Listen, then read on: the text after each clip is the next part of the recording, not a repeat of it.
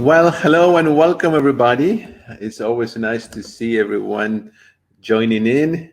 And we have today our session number 10. Today, we have quite a lot to cover. Very good. Happy Saturday, everybody. This is a live webinar. You may be watching it in YouTube later on as a recorded webinar, but it's right now, it's live. And it's always exciting to see all my friends here. We have been reading the Start Solution. And today, I have a surprise. I think you're going to love it. Stay until the end and I will announce it. So let's jump in and go to the chapter on salt and sugar.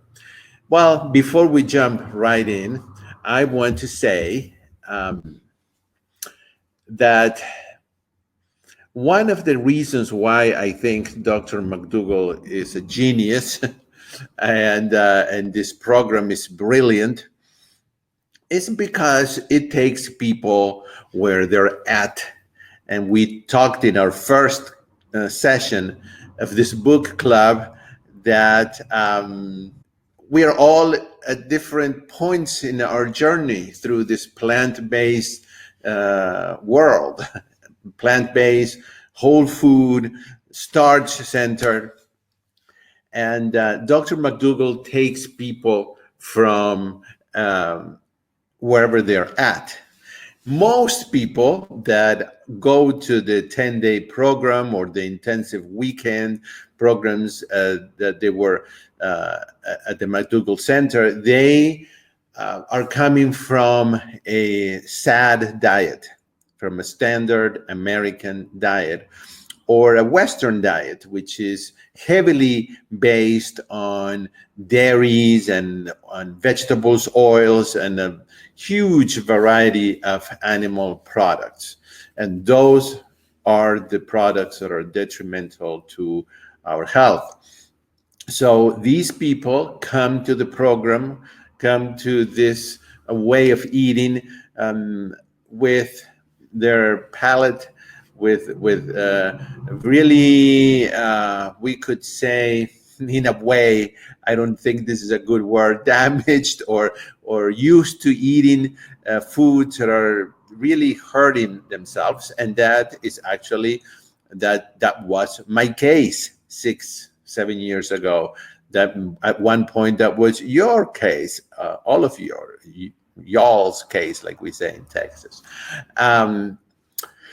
So what Dr. Mcdougal wants, his main goal, is to get you to eat the food, because the tagline that Dr. Mcdougal has is, it's the food. Yes, we can have all the knowledge we want. We can read 25 books and have 40 different books with recipes, but if we don't eat the food, we won't be able to reverse the damage and the diet has done in our bodies, and we won't be able to recover and regain our health. So it's the food. It's the food. You have to be able to eat the food, and that's Dr. Mcdougal's goal. And so to make it palatable, to make it taste good, he allows people to use a little bit of salt and sugar on top of their food, not cooking with it, because we will see why. Don't cook with those. Try to abstain from cooking with salt and sugar. Add it later on when you're about to put it in your mouth, and the salt and the sugar are going to touch the tip of your mouth.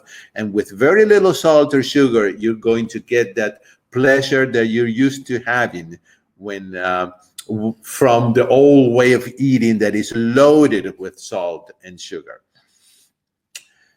That is what I think is genius and is brilliant, because there are many other programs out there that are probably more geared toward people that have serious mm, how can we say it? Well, issues with food, and they cannot control it. Addiction, food addiction, addiction to processed foods. Let's say that, because nobody is addicted to, that I know of, to kale and gets up at 3 in the morning because they can't stand not eating kale or broccoli. So we are addicted to processed foods. Um, so this is very important, because if for some of us, if the first time that we were introduced to the Starch solution or to the whole food plant-based way of eating, if they had told us that besides giving up all the dairy and all the oils and all the meat products, I had to also give up all the salt and sugar, I would have said, well, I don't know. I personally, I was at a desperate point, so maybe I would have done it. But many people won't do it. They prefer to pop pills in their mouths and eat the salt and the sugar that they're used to eating. So in order for people to eat the food, Dr. Mcdougal allows a little bit of salt and sugar sprinkled as condiment on top of the food. Gradually, our taste buds start to adjust, and you will notice it doesn't take that long. It's in a matter of days. And you will notice how you start craving less and less salt and sugar. And you will start using less of each of those. And at one point, either you yourself will decide to not use them anymore, or you will use them so little that it won't cause any kind of damage to your body. Or you may go to a place like True North, let's say, where there is no salt and sugar at all, and you will be fine. So that's what I like about the Starch solution and the approach that Dr. Mcdougal has in general, that he allows these two, because the industry has done a great job to make us believe that it's all the fault of salt and sugar. That's why we have heart disease and cancer and diabetes, and the list goes on and on and on. And Dr. Mcdougal says, well, yes, salt and sugar are not health foods, but they're not the cause of those horrible conditions and illnesses that are killing thousands, if not millions, of people worldwide every year. So let's now, with that introduction, go to the book, and let's make sure that if you want to type any comments or any questions, that you type them here, and we'll do the best to answer. I use a little bit of maple syrup in my coffee and tea. Yes. You know what other thing you can do that I sometimes do? I leave the night before some dates soaking, so that the next morning they're going to be soft, and I can put them in my oatmeal and not use any kind of sugar. And the water from those dates, you can also use them for sweetening tea or coffee or whatever you're drinking. You can also use stevia leaves. I do have in the yard the plant, and it's, you can get a few leaves and you smash them a little bit and you can put them. And so those are other options. Very good. So let's go to our book here. I'm going to share my screen where I have the book. And okay, here we go. Very good. So we're in chapter 12. And like I said at the beginning, stay until the end, because I have an announcement that I think you will find very interesting and unique, and why not fun and crazy. So stay until the end and I'll let you know. Or then you will be able to watch the replay later on. So salt and sugar, the scapegoats of the Western diet. And Dr. McDougall says the shift to a starch-based diet requires a little discipline at first. Of course it does, and everything, any change like this requires discipline. In the beginning, you may fear that leaving behind your favorite foods will cause hunger pangs, and profound feelings of loss. I promise it will not be long before you prefer to fill your plate with healthy, satisfying starches and turn your nose up at the overly rich, fatty, chemical infused foods you may now love. Until you reach that point, and that's the important little part there, until you reach that point, and take it easy. It may take you a week, it may take you a month, it may take you 3 months, whatever it takes. It is essential that you stick with this new way of eating, because sticking with it is the only way you're going to become and stay healthy. So Dr. McDougall says, I have good news. I'm going to make this adjustment easier. I mean, the recipes themselves are delicious, but he's going to make it easier by inviting you to add 2 flavor-enhancing ingredients to the food you eat. Ones you probably assume were off limits on a healthy diet: salt and sugar. Are they nutritious? No. Okay, so let's get that out of the the discussion. No, they're not nutritious. No, but they cause no real harm for most people. Later on, we will see how some people will really, for very specific reasons, will need to refrain from these. But for most people, they will cause no real harm. You may recall from high school biology class that the tip of your tongue finds salt and sugar pleasurable. In fact, you are physiologically designed to seek out these 2 substances, essential to providing for your energy and mineral needs. Most critical is that they will help you to adopt and stick with a plan that leads to shedding excess pounds and improving your lifelong health. This makes these 2 ingredients well worth including. The reason you may believe these 2 added ingredients represent the core of culinary evil has more to do with marketing than with science. Scapegoating salt and sugar deflects attention from the real problems: meat, dairy, fats, oil, and processed foods. So very good and very clear graph here of the tongue and the points at which we can really taste the bitter, the sour, the salty, and the sweet. Look how sugar is at the very tip of the tongue, and salt is next at the front to the, I guess, to the right, okay, depending how you're looking at the graph. So sodium restriction is the most widely publicized non-medicinal recommendation for preventing heart disease and stroke.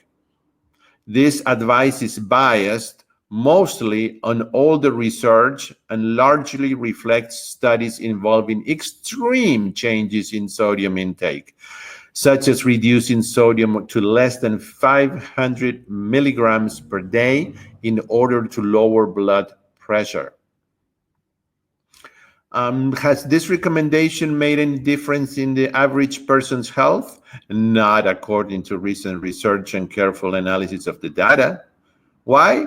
Well, first, almost no one has been able to follow this advice because a low salt or no salt diet simply is not palatable. Most people would rather risk illness and death than make this kind of sacrifice. If handfuls of costly blood pressure lowering pills will allow them to get their salt back and avoid a bland tasting diet, swallow them they will. The second reason is that reducing salt consumption is of little medical benefit and may even be hazardous to your health. The major medical concern about salt is that it raises blood pressure, and high blood pressure, more than 140 over 90 millimeters of mercury, is a risk factor of heart attack, stroke, and kidney disease. So there are some randomized clinical trials, however, that show that reducing high sodium intake by an average of 1,725 milligrams, which is a teaspoon and a half of salt. Okay, you might want to know that 1 teaspoon and a half is 1,725 milligrams of salt. Okay, so if you're reducing, like I says here, showed that reducing high sodium intake by an average of 1,725 milligrams to 2,300 milligrams per day, the current USDA recommendation, lowers the systolic blood pressure, the top number in your blood pressure reading, by 1 to 5 points. I want you to see that number because it really is not much. And the diastolic, the bottom number, only by 1.6 to 3 points. Now, on the Mcdougal diet, with no limitation of the amount of salt added to foods at the table, the average reduction for people starting out with this level of blood pressure, 140 over 90, is 15 points as opposed to 1 to 5. And 13 points for the bottom number as opposed to 0.6 to 3 in only 7 days.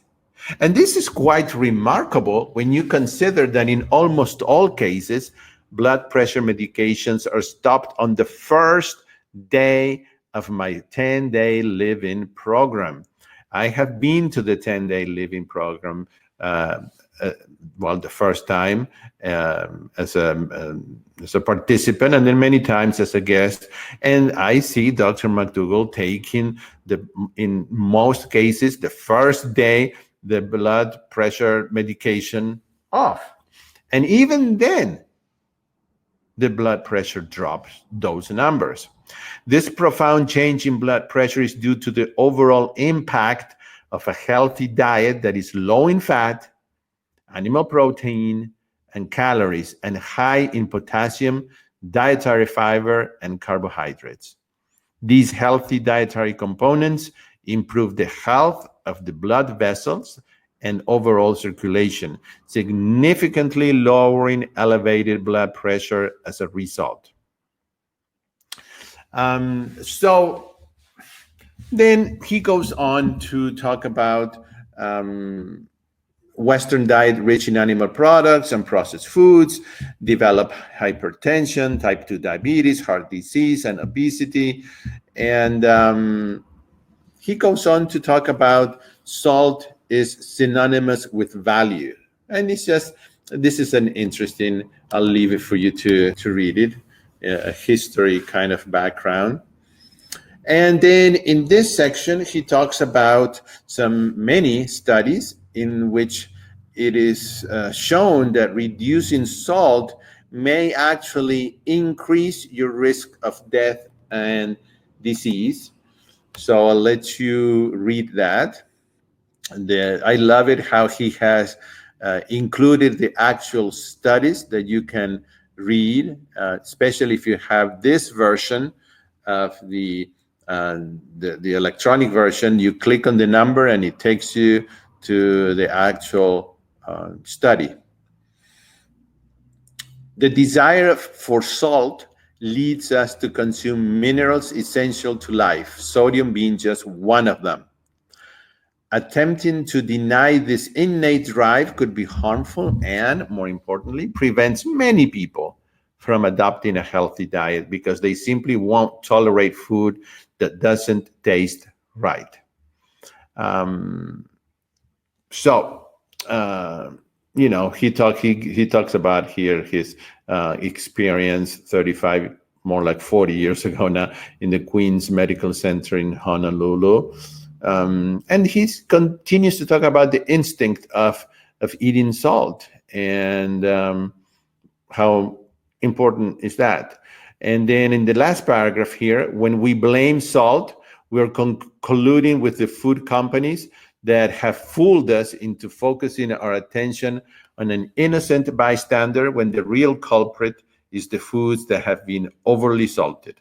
Salt also tricks us into eating animal-derived foods, which, without extensive amounts of it, would be altogether unappealing. It's not the salt, but the bacon that makes us fat and sick. You can see the amounts of sodium of these foods. It's quite astounding to see how much sodium these foods have.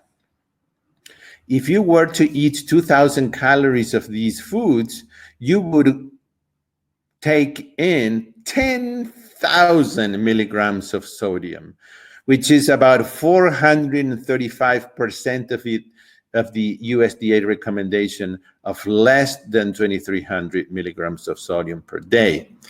And then, of course, if you ate 3,000 calories of them, it would total about 15,000 milligrams of sodium. And believe it or not, many people do.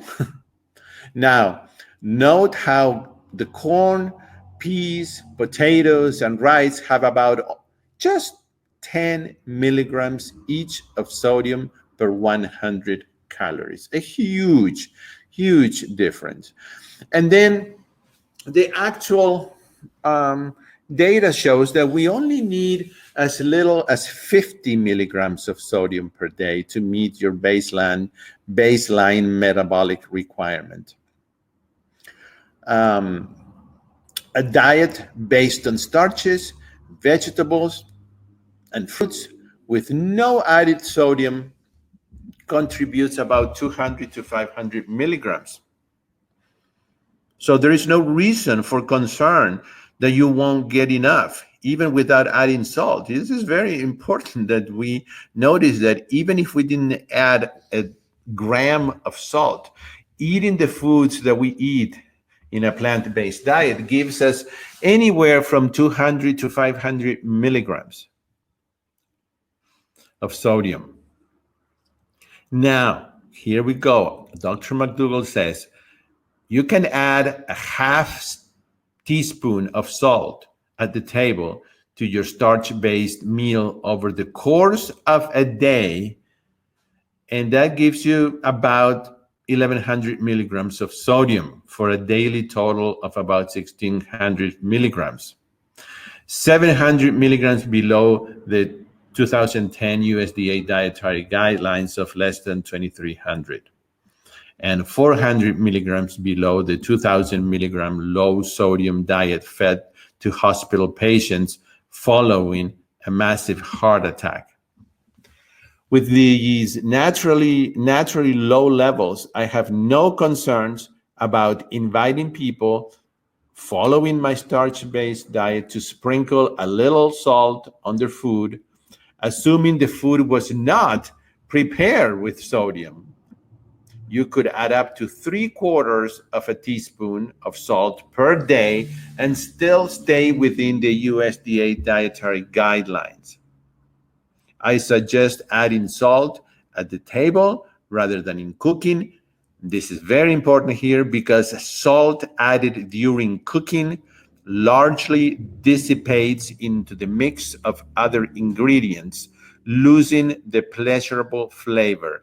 This is very important to know because that's why processed food and restaurant foods have so much sodium, is because they cook with it, and you have to add a lot more because they dissipate. They get mixed with other ingredients and you can't taste it. And so, but the sodium is still there, even if you cannot taste it. And then it comes to your table and you add even more. So your big payoff is when you add salt to the surface of your food. It contacts your tongue directly. Now, here is the section that we must also be careful about. And it says, some people are, however, sensitive to salt and must follow a very restricted diet. These people can develop swollen feet from just a couple of glasses of salty tomato juice on a long airplane ride, or swollen fingers after eating Chinese food. For people with severely damaged hearts and kidneys, avoiding salt can be life-saving. Obviously, these are good reasons to restrict salt for certain people, but not for the general population. All right, so let's take a little break here and see if we have any questions. Okay, questions, opinions. Um, I know for a fact that adding salt and sugar to food will actually make us eat more of it.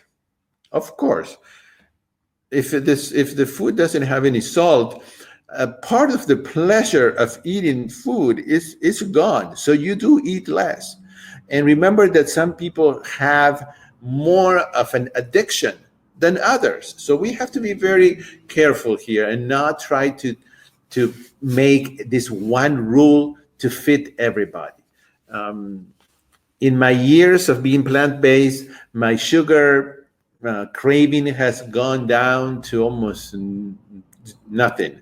So to me, sometimes sugar is not what it used to be. Salt is harder because it's a mineral that our bodies need, not in the amounts that the standard American diet or the Western diet, has, but it needs it. So we have to be careful, and we have to be mindful of what Dr. Mcdougal says, that for some people it's a life or death situation. So take it with a grain of salt. Okay, so let's see. I do have some comments here that I like to read. I do that with dates too. I also sweeten my food with bananas. Yes, a nice ripe banana with some chopped dates. It sweetens the oatmeal perfectly, and you have the fiber, and you have the nutrients, and you have the sweetness without even touching any kind of processed sugar. Salt doesn't bother my BP that much, but it does make me retain fluid and my feet and ankles blow up. Yes, okay, I agree. I mean, we know our bodies. And, I don't know if I told you this, but my grandfather was a doctor. And one of the old kinds of doctors, the doctors that would go to your house and that would sit by your bed in the hospital all night long and make sure that you were doing fine, that kind of doctor.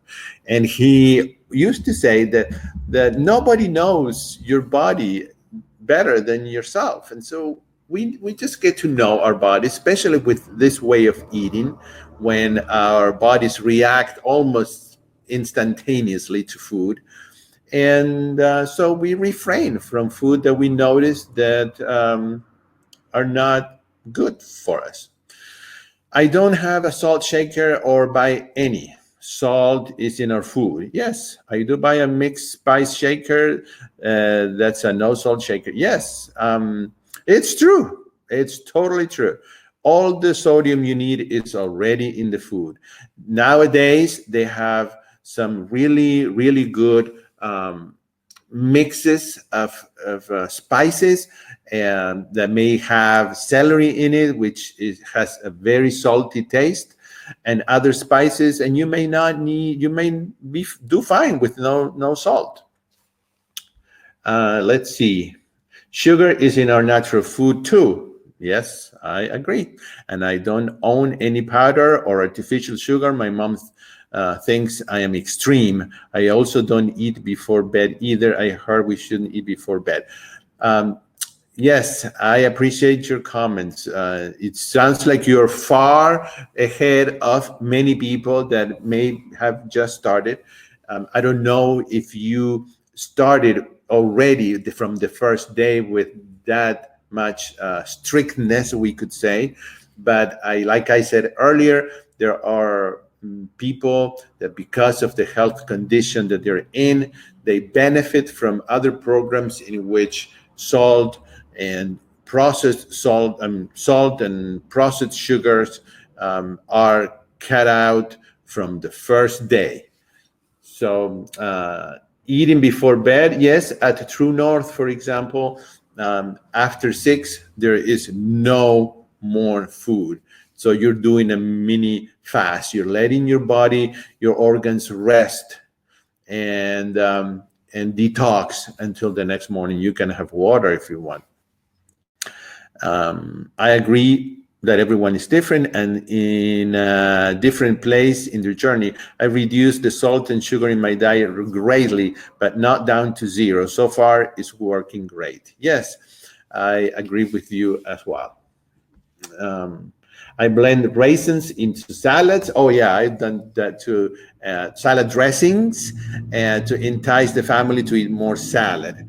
Um, Starch created equal, or is sea salt or pink millions? Um, Someone is asking here if all salt is created equal. Well, for what I have heard, all these doctors that I've heard speak and I have interviewed, well, there may be minimal differences in them, but they're pretty much all the same.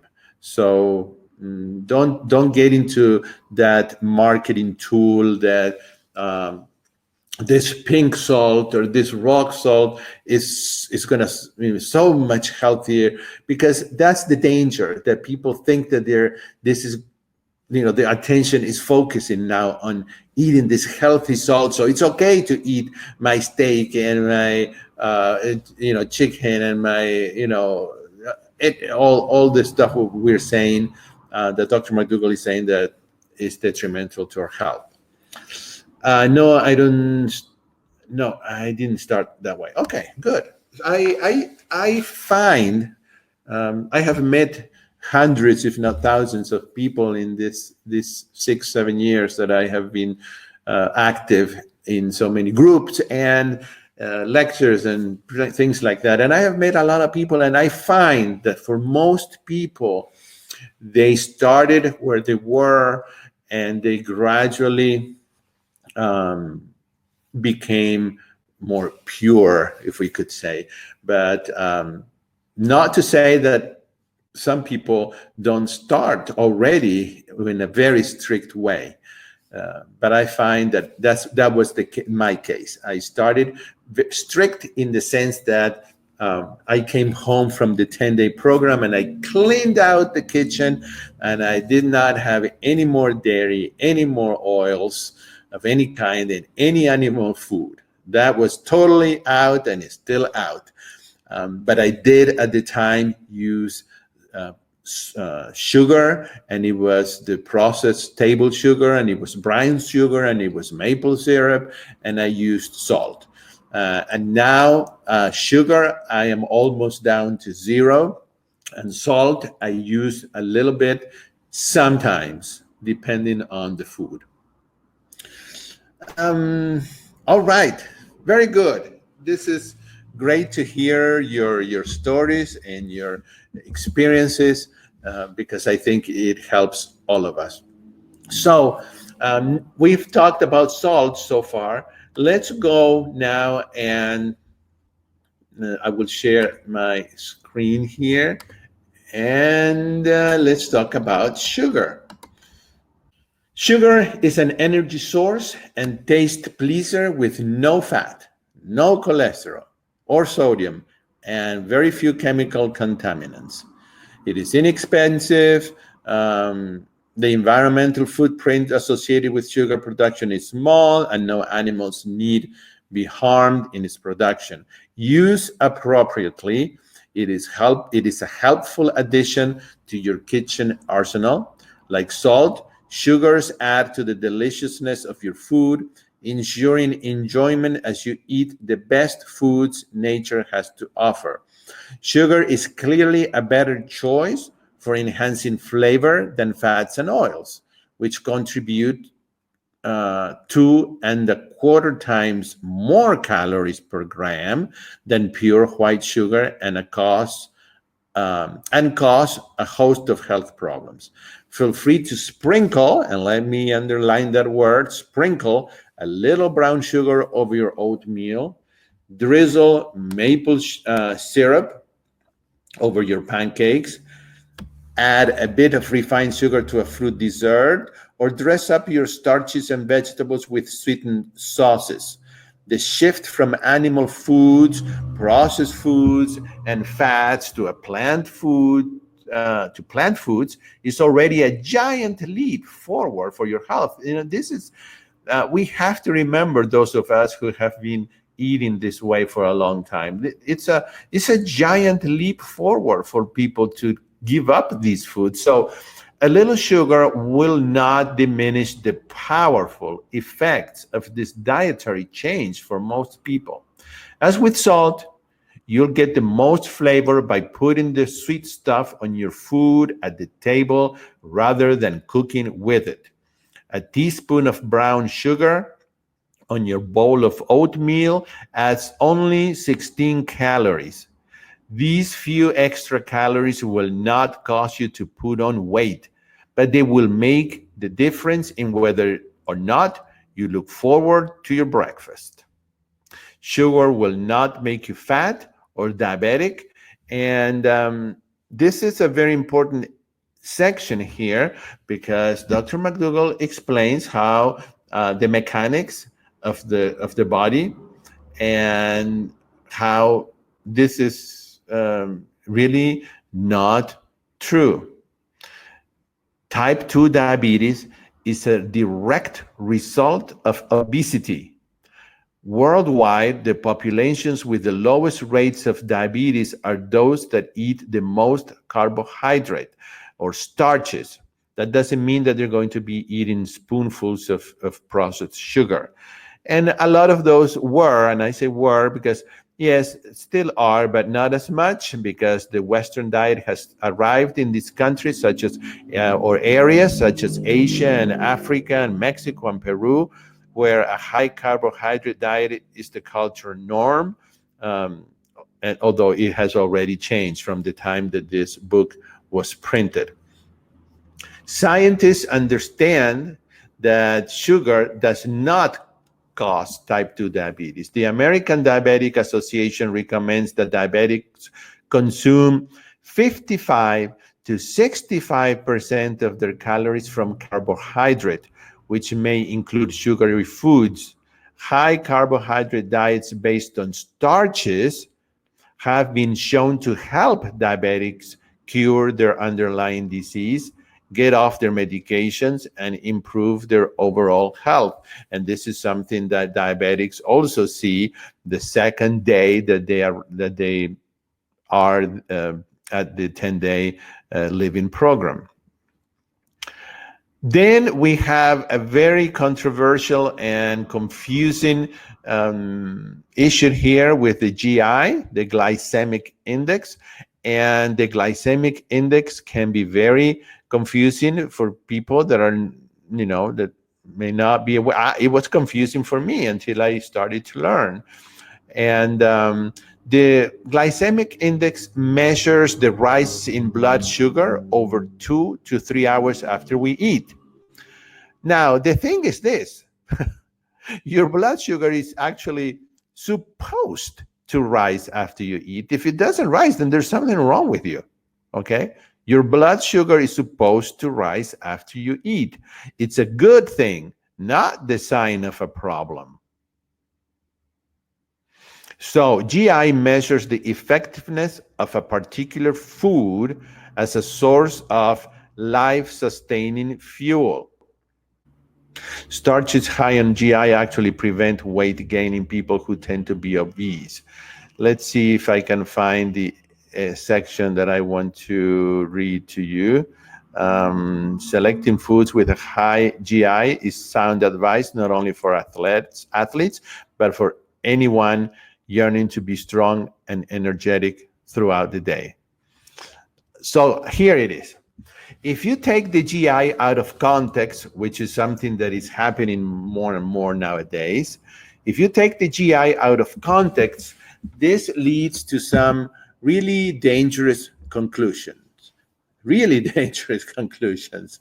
For example, think about a slice of pizza dripping with oily cheese and a nice big slice of chocolate cake piled high with rich frosting versus a bag of raw carrots and some plain boiled potatoes.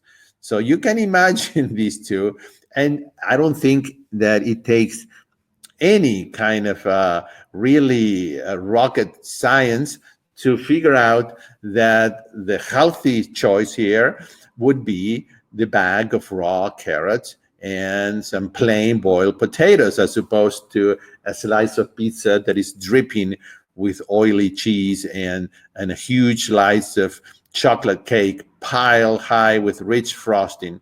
But which one of these foods have the highest GI? Well, the carrots and the potatoes. So does that mean that carrots and potatoes are unhealthy and pizza dripping with oily cheese and a huge piece of chocolate cake piled with frosting is the healthy choice? No. But if you follow the glycemic index, it would seem that way. That is why we need to be careful with this glycemic index issue. Simple sugars can cause problems. As a practicing physician, I mostly see elevated triglycerides and dental cavities as the primary problems resulting from people eating too much simple sugar. Simple sugar is the table sugar. Well, actually, fruit has a simple sugar also, but it's not processed. Carbohydrates are commonly implicated in increased triglycerides, the elevated blood fat levels associated with risk for heart disease and strokes. Even though I myself have been reading more recent studies now in which these things change almost, at the blink of an eye. Now, some studies are saying that triglycerides are not associated with the risk of heart disease and strokes. I don't know. I have not read enough yet to say anything, but I'm just mentioning it in case you want to go to the internet and look at that. So here's a chart when, you have the GI. And so you have, jasmine rice, which is extremely healthy and delicious and filling, and it's 109 for the GI, as opposed to a pizza supreme that only has 30. So you can see in this chart how off this is. Or how off if we take it away from the context that we're discussing. So the fructose, all the things in the left have low GI, but those things are not healthy. And the things that have high GI are actually the healthy foods. And we are at the end of this. And so this is what we're going to do in the next couple of sessions. I think we will need 2 more sessions to really finish and come to a nice ending to our book club. We need to, the next chapter, it's long because it talks about very, very practical things that will help us or your family and friends stick with the Starch solution. And so I think that chapter is crucial. I was going to leave it out, but I decided that we need it. And as we talk about those things, we might cook some things and share recipes and really now that we have the knowledge, now we're going to put it into practice. So I'm going to read some of the comments here. And as I've mentioned before, I don't have the answer to every possible thing, and I don't have, and I'm not ashamed to say that, but I will find the answer, and hopefully, and I will share it with you if it has to be the following session. I agree. Okay, I blame resin. Okay, let's see. I hear that nutritional yeast isn't a superfood either. Well, nutritional yeast is used in many, if not all, the places that I've been to. I can maybe think of one place where they don't use nutritional yeast. Again, nutritional yeast, I think of it as almost as salt and sugar. It's healthy. It's just a condiment. So if you're eating nutritional yeast and you're putting in by this, tablespoons in almost everything you make, I think you need to reconsider. And it's certainly included in the Mcdougal program, and it's included in many plant-based programs. So I personally, I say go ahead and use it. If for some reason you find that it has that you're addicted to it because it has that kind of cheesy flavor, just be careful, or you might have to eliminate it. Just like some people eliminate nuts and seeds. I don't eliminate them because I'm not at all interested in them. I can eat one or two and put them back. I'm not addicted, but other people start with one and they cannot stop. So again, we know our bodies, we know what we can control and what we cannot control. So that was a major epiphany for me, what Dr. Mcdougal said about GI index. Yes, that definitely is something to really think about. I fell for that low GI index eating advice a few decades back. I remember thinking that the only good beans to eat were chickpeas and black beans due to the having lower GI scores. Healthiest diet on the planet next? Yes. So after we're done with this, which I think we're going to have 2 more sessions, then we will start reading together the healthiest diet on the planet, also by Dr. Mcdougal, if you want to start ordering that book. And well, I promise you I was going to have an announcement or a little surprise, and here we go. So first of all, next Saturday is 4th of July. So in the United States, it's a big holiday, and I think a lot of you may be celebrating and may not want to or be able to join us. So I'm going to skip next Saturday, July 4th. And so our 11th session will be on June 11th. That's interesting. So the 11th session on July 11th. So here's the surprise, or the invitation. I decided that I was thinking, I always like to think of innovative and crazy ideas, that it would be good if I invite you to my kitchen, you invite me to your kitchen, and we cook together live. I think that would be hysterical and fun and be interactive. You can type things and questions and comments and answers. I will email you the list of ingredients that you will need with some directions, and then we will join together, and I will be cooking in my kitchen as I usually do. There may be mistakes or things might happen that may be funny or interesting, and we will cook together for 1 hour, and we'll end up with several dishes that are plant-based, whole food, and most importantly, starch-based, and also delicious. And you might even have food for 3 or 4 days. So that will be fun. I will put the link here for you to sign up. This is the thing, though. And please don't complain because I have most of the things that I do, as you know, are free. I'm going to charge a very moderate fee, mostly because the pre-production of this is going to take me many hours.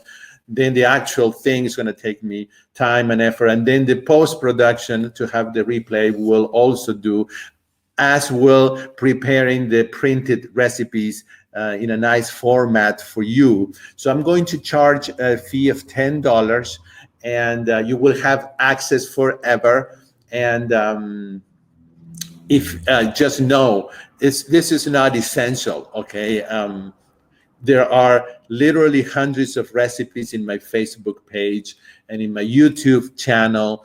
And if you want more, just email me at born4health@gmail.com, and I will email you so many recipes that you'll have them for the rest of your life. But this is just something fun. If you want to join me, and it will, instead of being dinner and a movie, this is going to be dinner and a concert, because after I'm done cooking, I will do a mini piano concert for you. So in between, I will tell you stories about food and about myself, and we will just have a great time. This is going to take place on July 12th, which is a Sunday at 1 p.m. Pacific. What that means that it's going to be 3 p.m. Central or 4 p.m. Eastern time. And then if you cannot join live, you will be able to join, you will get the replay. Now, let me put that here so that if you want to sign up, you can do it now. I think I have it here. If not, I will just have to email it to you later. I think I'm going to have to email you that later because I don't have it. So when this replay goes out, I will send you the link to sign up for this. There's going to be, I'm putting a cap because I don't want to have hundreds and hundreds of people. So you will get the email first as somebody who is in the book club, so you have first choice. Okay, so very good. Thank you, guys. I really appreciate it, and I will see you all on July 11th for our 11th session, which is going to be on practical Starch solution ideas. And then the next day, if you sign up, also, you don't have to cook live with me. You can just watch, and then when you get the replay, you can cook at your own pace and any day you want. But I think it would be fun to cook together. So very good. Have a great week, and I'll see you on July 11th for our 11th session. And I'll be sending you out the replay with the link for the Cook with Gustavo live. Bye-bye, everyone.